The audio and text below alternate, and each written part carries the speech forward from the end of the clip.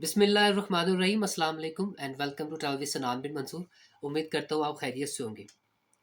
आज जो हमें खबर मिली है तकरीबन 24 घंटे पहले जो खबर आई है इस्लामाबाद एम्बेसी से, जहाँ पर हमें ये पता चला है कि एक दिन में तकरीबन 50 के करीब जो है ना वीज़ा रिजेक्शंस आई हैं।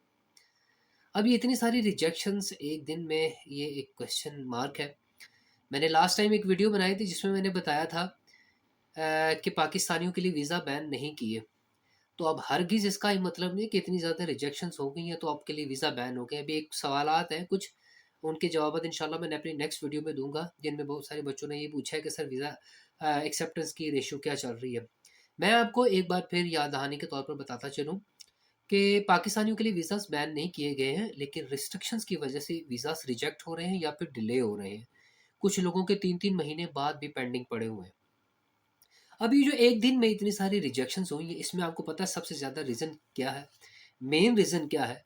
इनमें जो मेन रीज़न है वो इनसफिशिएंट बैंक स्टेटमेंट है, और फिर उसके बाद है प्रूफ ऑफ अकोमोडेशन, और उसके बाद इसमें आ जाती हैं फेक डॉक्यूमेंट्स, इसमें फिर आ जाते हैं फेक रिजल्ट्स। इसकी वजह से रिजेक्शंस आई। अब ये बात मैं आपको काफ़ी अरसे से समझा रहा हूँ कि ये लोग जो है ना बहुत ही ज़्यादा एडवांस होते हैं, इनके पास एडवांस टेक्नोलॉजीज़ में सारी चीज़ों का पता चल जाता है। देखें, जब आप अपने किसी भी काम की बुनियाद सच के ऊपर रखेंगे ना, तो देखिएगा उसमें एक तो बरकत भी होगी, और प्लस वो काम आसान भी हो जाएगा। शुरू में थोड़ा-सा मुश्किल होगा, लेकिन आहिस्ता-आहिस्ता वो काम आसान होना शुरू हो जाएगा। ये बात आप अपने ज़हन में बैठा लीजिए। और दूसरी बात, आप इस बात को अपने ज़हन में रख लीजिए कि इस काम के लिए, इस प्रोसेस के लिए आप 1 से 2 साल का टाइम मैं हमेशा कहता हूँ रखें, फिर तैयारी करें। अभी जो इतनी ज़्यादा रिजेक्शंस आई ना, जिसमें bank statement is the main reason, उसकी वजह यही है कि हमने या तो 3 महीने की बैंक स्टेटमेंट डाली है, या 4 महीने की ब डाल दी है, या 5 महीने की है। मिसाल के तौर पर अगर किसी की 1 साल पुरानी है या 1-2 साल पुरानी है, तो उसमें जो एकदम से फंड्स आए हैं, वो पकड़े गए हैं। क्वेश्चन मार्क है। ये मेन रीज़न्स हैं। मैं हमेशा कहता हूँ कि बैंक स्टेटमेंट आपकी मैच्योर होनी चाहिए, उसमें ट्रांज़ैक्शन इस तरीके से होनी चाहिए ताकि पता चले कि आप डेली यूज़र्स हैं, आप उसको यूज़ करते हैं। लेकिन जब आप एकदम से उसमें फंड्स जो है ना वो ट्रांसफ़र करवाते हैं, तो वो क्वेश्चन मार्क बन जाता है, जिसकी वजह से वीज़ा रिजेक्ट हो जाता है। अब इतनी बड़ी तादाद में वीज़ा जो रिजेक्ट हुए हैं, उनकी मेन रीज़न ही बैंक स्टेटमेंट है।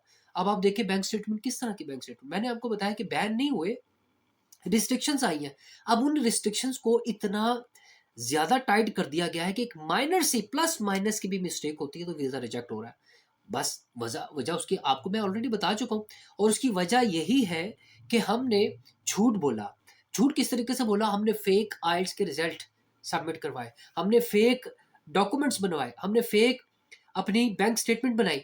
जब हम अपने दरवाजे खुद ही बंद कर लेंगे, तो जेन्युइन जो स्टूडेंट है उसका भी हमसे, उनका भी रास्ता बंद है। लास्ट टाइम एक कमेंट मुझे आया था, उसमें मुझे एक बच्चा कहता है कि सर मैं डिसएग्री करता हूँ इस बात पे कि जी ये वीज़ास बैन हो गए हैं। ऐसी बात नहीं है। अगर आपके कज़न का वीज़ा नहीं लगा, उसमें उसकी सारी रिक्वायरमेंट पूरी थी, तो इसका मतलब आपके कज़न की मिस्टेक नहीं है ना आपकी, बल्कि ये उन लोगों की मिस्टेक है जो फेक डॉक्यूमेंट सबमिट करवाए, जिन्होंने फेक तरीके से जाने की कोशिश की, और वीज़ा उसका रिजेक्ट हो गया। तो यही हाल हुआ अभी भी।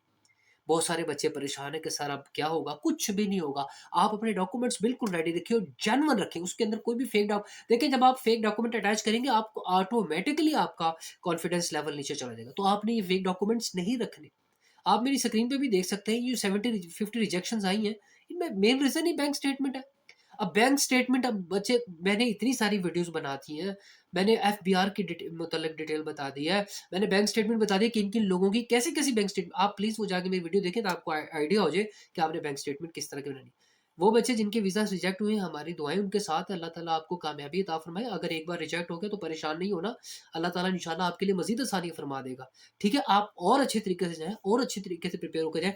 माइट बी पॉसिबल कि अल्लाह ताला ने आपको एक और चांस दिया हो कि आप मज़ीद अच्छे तैयार होके जाएँ, और उसको वेल प्रिपेयर्ड होके जो है ना वो डॉक्यूमेंट्स अपने सबमिट करवाएँ, और बेस्ट वे में जो है ना वो इंटरव्यू दे के अपना वीज़ास को जो है ना एक्सेप्ट करें। बात ये है कि जब तक हम झूठ बोलते रहेंगे ना, तो उसमें बरकत नहीं आएगी। बरकत तभी आएगी जब सच बोलेंगे, और ये एक रूल है। देखिए, वो इतनी सी मिस्टेक, ज़रा-सा आप ओवर कॉन्फिडेंट हुए नहीं, ज़रा-सा आपने कॉन्फिडेंस लॉस किया नहीं, आपका वीज़ा रिजेक्ट हो जाता है। उन्होंने आपसे पूछनी है, चंद एक चीज़ें पूछनी है। For example study visa plan बता दें, आपका प्लान क्या है? आप वापस अपनी कंट्री आना चाहते हैं या नहीं आना चाहते? दूसरा क्वेश्चन, तीसरा क्वेश्चन आपसे वो पूछ लेंगे जी बैंक का स्टेटमेंट के मतलब आपको स्पॉन्सर कौन कर रहा है, वहाँ पर आप फँस जाते हैं फिर जब आपके पास आपने झूठ बनाया हो, ठीक है? तो आपने इन चीज़ों का ख़्याल रखना है, परेशान नहीं होना, अगर रिजेक्शंस आ गए तो no problem at all, but keep in your mind अल्लाह ताला करीम है, गफूरुर रहीम है, वो आपके लिए रास्ते बनाएगा, लेकिन उस शर्त में बनेंगे जब आप सच बोलेंगे। इंशाल्लाह नेक्स्ट अपडेट के साथ मिलेंगे आपके क्वेश्चन और आंसर के साथ। आप अपना बहुत ख्याल रखें। Thank you so much for watching channel with Sanan bin Mansoor.